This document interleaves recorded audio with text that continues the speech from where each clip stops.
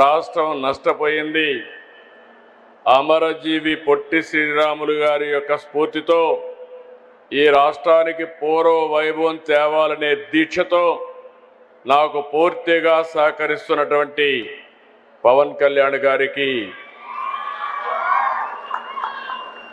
అదే మరిగా బీజేపీ రాష్ట్ర అధ్యక్షులు గౌరవనీయులు మొన్నే రాష్ట్రమంతా తిరిగి అన్ని జిల్లాల్లో వాజ్పేయి గారి విగ్రహాలు పెట్టారు.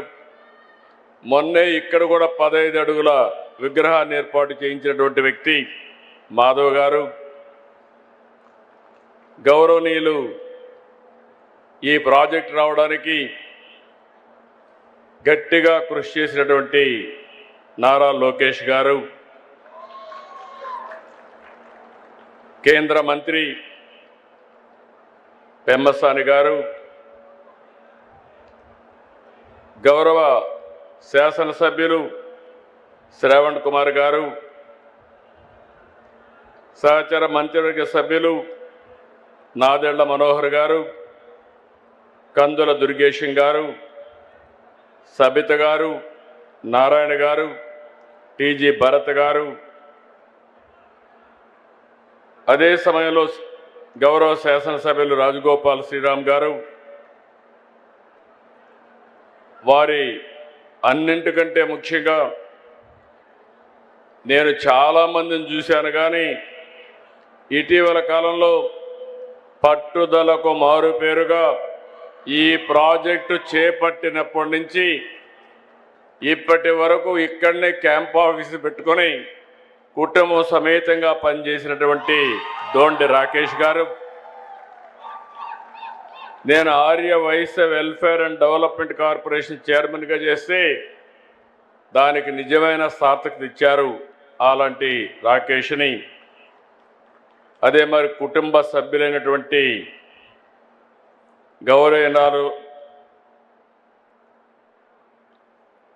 తంగుడు రేవతి గారు, grand daughter of Potti Sriramulu గారు, శ్రీమతి దేవకి అనురాధ ప్రభాకర్ గారు, మనవరాలైనటువంటి వ్యక్తి, అదే మరి జిల్లా కలెక్టర్ గారు, గౌరవ శాసనసభ్యులు బివిఎన్ రావు గారు, ఇలాంటి చాలామంది మిమ్మల్ని చూస్తే నేను ఎప్పుడూ చెప్తా ఉంటాను, స్ఫూర్తికి మారు పేరు త్యాగాలు. ఏదైనా దానం చేయాలంటే మొట్టమొదటి దానాలు చేసే కమ్యూనిటీ ఆర్యవైశ్య సంఘం. ఆ స్ఫూర్తిని నిలబెట్టుకున్నటువంటి దాతలందరికీ ఈరోజు పొట్టి శ్రీరాములు గారంటే ఒకే కులం వ్యక్తి కాదు, అందరి వాడనే ఉద్దేశంతో ప్రతి ఒక్కరూ ముందుకొచ్చి ఈ విగ్రహం కోసం కృషి చేశారు. కృషి చేసిన ప్రతి ఒక్కరికి మనస్ఫూర్తిగా నమస్కారాలు, అభినందనలు, శుభాభినందనలు. ఈరోజు ఒక చరిత్ర, ఆ చరిత్ర ఈరోజు మనం ఒకసారి చూస్తే మొట్టమొదటిసారిగా ఆంధ్ర రాష్ట్ర సాధకులు అమరజీవి పొట్టి శ్రీరాములు గారి జయంతి సందర్భంగా నివాళులర్పిస్తూ సభను ప్రారంభించుకుందాం. మీ అందరి ఉత్సాహం చూసా, వచ్చినప్పటి నుంచి ఇప్పటికి కూడా ఎంత ఉత్సాహంగా ఉన్నారంటే మీ పట్టుదల చూస్తే నాకు చాలా ఆనందంగా ఉంది. అలాంటి మీ అందరికీ నమస్కారాలు.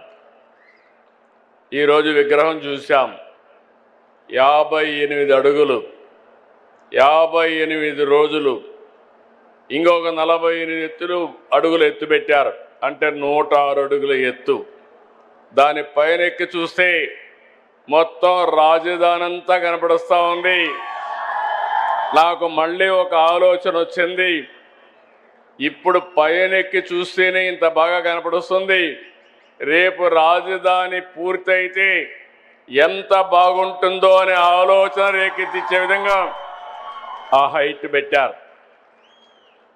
ఇంకొక పక్కన 125వ జయంతి, అరుదైన అనుభవం. నేను ఒకటే, ఇప్పుడే మిత్రులందరూ చెప్పారు, లోకేష్ గారు కూడా దానికి ముందుకు వచ్చి అప్పుడు చేశారు. ఏ పేరు పెడితే బాగుంటుందని ఆలోచించినప్పుడు అందరూ కలిసి ఏకగ్రీవంగా నిర్ణయించిన పేరు statue of sacrifice. Statue of Liberty ఉంది, స్టాచ్యూ ఆఫ్ యూనిటీ ఉంది, ఆంధ్రప్రదేశ్లో స్టాచ్యూ ఆఫ్ సాక్రిఫైస్ ఉంది. అలాంటిది ఈరోజు మనం చేసుకోవడం. ఈరోజు మీరు చూస్తే 6.8 ఎకరాలు జూలై 14న సరిగ్గా ఏడాది అయింది. అదే మరి ఫౌండేషన్ వేశారు లోకేష్ గారు వచ్చి సెప్టెంబర్ 3. అక్కడి నుంచి మీరు చూస్తే 6 నెలల్లో మొదటి దశ ప్రారంభించాం. 42 టన్నుల కాంస్యం, 26 టన్నుల కాంస్యం, 42 టన్నుల ఐరన్ స్ట్రక్చర్, రాత్రింబగుళ్ళు పనిచేసిన కళాకారులు, వీళ్ళందరికీ మరొక్కసారి అభినందనలు, మనస్ఫూర్తిగా ధన్యవాదాలు. ఈరోజు మనం ఒక్క విషయం గుర్తుపెట్టుకోవాలి. కొత్త జనరేషన్ వచ్చారు. నేను కూడా 1950లో పుట్టాను. తర్వాత 2 ఏళ్లలో పొట్టి శ్రీరాములు గారు త్యాగం చేశారు.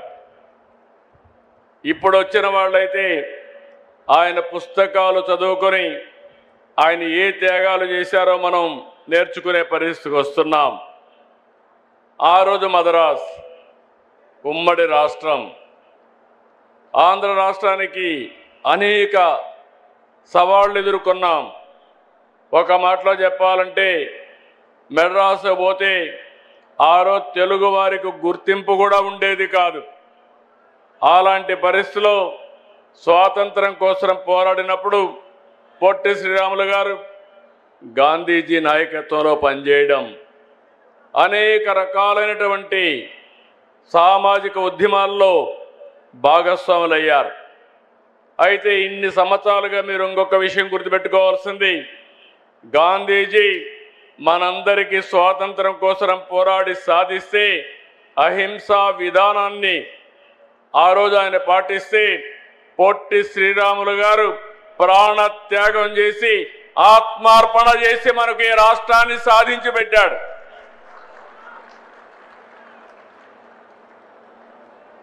ఎవరు ఊహించలేదు, ఎవరు కూడా సహకరించలేదు. ఓసారి అలాంటి సమయంలో మీరు చూస్తే చాలామంది వ్యక్తులు చెప్పారు, అవన్నీ నేను చెప్పడం లేదు. అలాంటి సమయంలో నేను చనిపోయినా పర్వాలేదు, ఆ తర్వాత అయినా మార్పు వస్తుంది, తెలుగు వారికి గుర్తింపు వస్తుంది, భాషా ప్రయుక్త రాష్ట్రాలు ప్రారంభమవుతాయని ఆలోచించి ఆయన త్యాగం చేశాడు. ఈరోజు మనం గుర్తుపెట్టుకోవాలి, భారతదేశంలో పొట్టి శ్రీరాములు గారు త్యాగం చేసిన తర్వాత భాషా ప్రయుక్త రాష్ట్రాలకు నాంది పలికింది. ఆ తర్వాతనే అన్ని రాష్ట్రాలు వచ్చాయి. దానికి కారకులు పొట్టి శ్రీరాములు గారని చెప్పి కూడా మీకు తెలియజేస్తున్నా. ఇంకొక పక్కన అనేక ఉద్యమాల్లో ఆయన పార్టిసిపేట్ చేశాడు. 5 దశాబ్దాల్లో అనునిత్యం అనేక విషయాల్లో పోరాటం చేశారు. ఇప్పుడే మనం ఏవి చూశాం, ఆయన సతీమణి పిల్లలు చనిపోయినప్పుడు, తల్లి చనిపోయినప్పుడు ఆయన ఒకటే ఆలోచించారు, ఈ దేశం కోసం నేను త్యాగం చేయాలి, అంకిత భావంతో పనిచేయాలని పనిచేసే పరిస్థితికి వచ్చారు. మనందరం గుర్తుపెట్టుకోవాలి, ఆయన కూడా మనమారుగానే ఒక సాధారణ కుటుంబంలో పుట్టారు. 1946 నెల్లూరు జిల్లా మూలపేటలోని దేవాలయాలకు వెళ్ళి దళితులకు ప్రవేశం కల్పించారు. 48లో వార్దాలో దళిత దినోద్ధరణ కోసం 29 రోజులు నిరాహార దీక్ష చేశారు. అదే సమయంలో మెడ్రాస్లో మీరు చూస్తే 1952 అక్టోబర్ 19 దీక్షకి దిగారు. 58 రోజుల త్యాగం గురించి అందరూ చెప్పారు, నేను ఎక్కువగా చెప్పక్కర్లేదు. 58 రోజులు కనీసం నీళ్లు కూడా తాగకుండా కఠోరమైన దీక్ష చేసి ప్రాణత్యాగం చేసిన వ్యక్తి పొట్టి శ్రీరాములు గారు. ఆయన త్యాగాన్ని శాశ్వతంగా గుర్తుపెట్టుకోవాల్సింది తెలుగు జాతి అని కూడా మరొక్కసారి విజ్ఞప్తి చేస్తున్నాను.